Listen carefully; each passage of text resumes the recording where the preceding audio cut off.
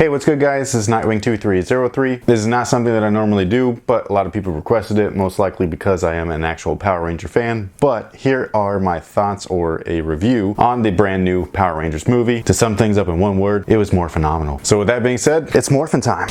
By the way, this is a complete spoiler review, so if you have not seen the movie, go away. If you've seen the movie and you want to talk about it, then I'm here for you, man. I'm here for you. So first things first, the intro of the movie started off perfectly in my personal opinion. Not only did it show why Jason is in trouble that they've alluded to in the previews and the commercials, but for me personally, you can't go wrong with a good dick and fart joke, you know what I mean? I know that some people don't like dick and fart jokes, but me personally, I think that dick and fart jokes are f***ing hilarious. All I'm gonna say about that though, female cows have way more than one udder. Just saying. Now, as far as the cast of characters themselves, I felt that they did a way better job developing them in this one movie than they did in 3 whole seasons of Mighty Morphin Power Rangers. Billy was my favorite of the 5, while Jason was a close second, which is funny because Jason is my least favorite Ranger from the original series. I always just felt that he was a little arrogant, a little cocky, always kind of like felt like he was big-headed, but this Jason was very humble after his little incident. And the overall feeling that these 5 actors gave me while they were portraying these characters in the movie was just that they were real people. Like in the TV show, it was a stereotypical type of cast. Everything was very cookie cutter and in a more positive way. This was much more gritty feeling, much more realistic, almost like how high school actually is. You had the jock, you had the bully, you had the nerd, you had the hot chick, you had the hot chicks that make fun of the hot chick that used to be friends with them, you know what I'm saying? Like, it was just, to me, it was just a better mix of realism portrayed in this movie, even though it was, again, a different type of stereotype, but to me it was just a more realistic version than the TV show was. So I kind of like gravitated more towards this feeling that they were giving us, or tone, I guess, with this movie in comparison to the TV show. And in case you guys don't know, I love the original series, the Mighty Morphin series, but I do fully understand it's completely corny. It doesn't hold up well over time unless you're a little kid, and the acting in it is pretty horrible for the most part, but it was still cool to see, you know, the Power Rangers and the Zords and the overall lore and things like that. So the nostalgic for me with the original series is there, even though I do completely understand and accept the fact that it's really corny, real cheesy, and not very good. Now, to me, the jokes in the movie throughout were pretty good. I think that they landed really well. It helps when you're in a movie environment or in a theater with other people, other fans, because you kind of feed off that energy. I actually really like that. I think it's great to watch movies by yourself when you're just at home on your Blu-ray, things like that, but nothing beats a good movie-going experience as far as the environment is concerned. That can really kind of elevate your first impression on the movie overall. It can also kind of ruin it too if everybody in the theater is not like feeling everything. But for me, everybody in this theater that I was in, they were all just a bunch of old nerds like me, and it was awesome. And so all of the jokes really landed really well, especially the corny ones, because this movie, it kind of pays homage in little subtle ways to the original series in a way that I think was great. I would almost say that it was nearly perfect, because they were almost like making fun of themselves while still keeping that overall tone and feeling of the new series. It's very self-aware, if you want to call it that. Now, Rita, that was creepy as hell, man. She was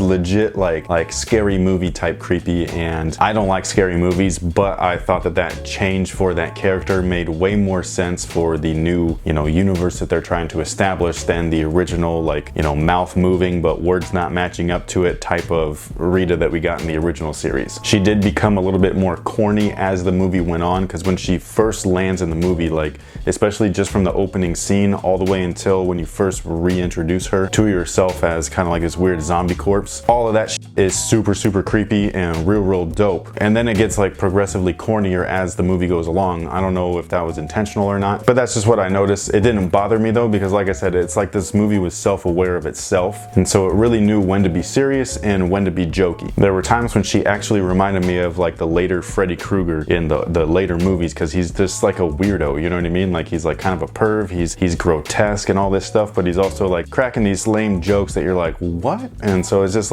to me, that's my best way to describe this version of Rita, where she's just kind of all out there, she's nuts, and I really liked it. Now, Goldar, that still bothers me, man. That dude, they ruined that character. I'm sorry, I really like this movie, but they ruined the character overall, because Goldar in the original series, for most of you that already know, the dude is an actual character. He's like a henchman and stuff like that, and in this, he's just a blob of gold, and I just didn't understand that. I don't get why that was that way. It was never really touched upon. It was just kind of glossed over, like, oh, like this is my beloved Goldar. He's kind of like my pet. I'm rebuilding him somehow. I didn't understand it. I thought it was weird. I thought it was lame. So that part I just didn't like. Although they do throw in, you know, little things from the TV shows, like little catchphrases and things like that I thought was dope, like make my monster grow. Now, as far as the Zords, the promotional stuff that they had been showing was like real vague. You couldn't really see anything, you couldn't make anything out, and then the toys come out, and that's like your first real look at these Zords. And the toys on this, you know, line are horrible,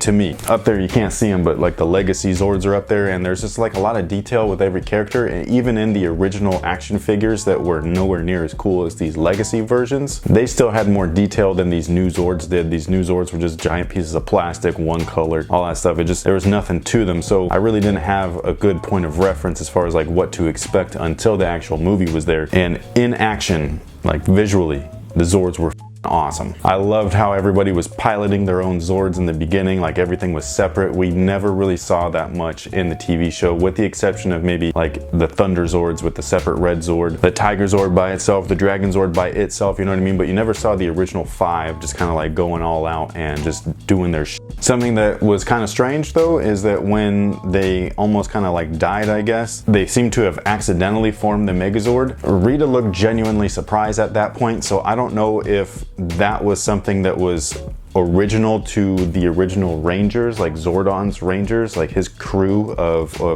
Power Rangers. I don't know if they ever combined their Zords or not, because if they did, I don't know why she would have been so surprised. But when it did, I'm wondering if that was like a new kind of like, I don't know what to call it, but like a new power that these 5 unlocked, because it just kind of felt that way when the Megazord came out. It could either be that or that she was just surprised that they're not dead. I'm not sure, but she looked genuinely surprised that there was a giant robot right in front of her about to smack her ass into space, which was awesome. And it was really cool seeing the moon right behind her. That to me, it kind of showcased that Lord Zed is coming, and he's coming for the second movie. At least I really hope so. I thought that Zordon and Alpha, this interpretation of them was perfect. Zordon was kind of an asshole, and I really liked it. And Alpha was kind of like a sarcastic douche, but like kind of on their side, you know what I mean? So it was like a good mixture of just kind of like co-parenting almost, but like in a good way. They were almost like coaches, and not like, hey, I'm a giant head in a blue tube and some corny little alien android thing that's running around saying I all the time, even though he did drop that line at least twice, and it was dope each time. It wasn't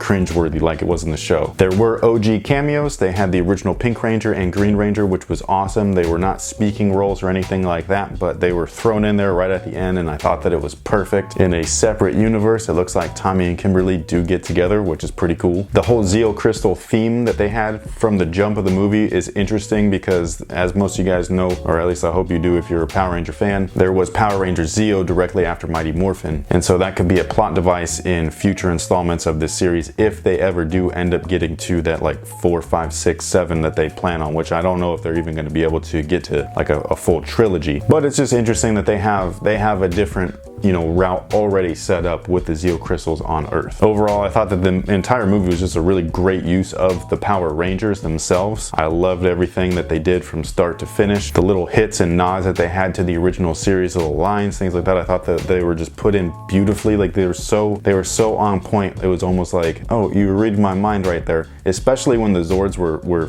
taken off, all 5 of them running off together, and then boom, they straight up hit you in the face with the original theme. It wasn't a remix theme or anything like that. It was like legit like flashback back to my couch when I was fucking 8, and straight up like go Power Rangers. It almost took me out of the movie for a quick second because I was so like, whoa, what the was that? But in a good way. It was so crazy that, I mean, it was just awesome, dude. Like, it was awesome. Not only that, but like I said, having the theater like atmosphere with the people there with you, like everybody in the theater cheered at that point. It was like everybody flashed back to their childhood at that same specific moment, and it was just a nice little thing for everybody to experience together. It was really cool. Now, the best way for me to describe this film is just that it's fun, man. Like that's all there is to it. It's not like a great movie or anything like that in terms of actual like movie making, but it was a fun movie and I loved it, especially since I'm a fan of the original stuff. I like it when we get reimagined stuff, because as a comic book reader, we get that all the time. We get reboots on stuff pretty much every year. And so for me, it was just normal. I thought that, oh, this is cool. This is just a new version of what I already know. And so with the little hits and nods that they throw in there, you already know about it. So you can kind of smirk and be like, yeah, I know what that was. I believe if you are a Power Ranger fan, you're gonna love this movie. If you're not a Power Ranger fan, hopefully you at least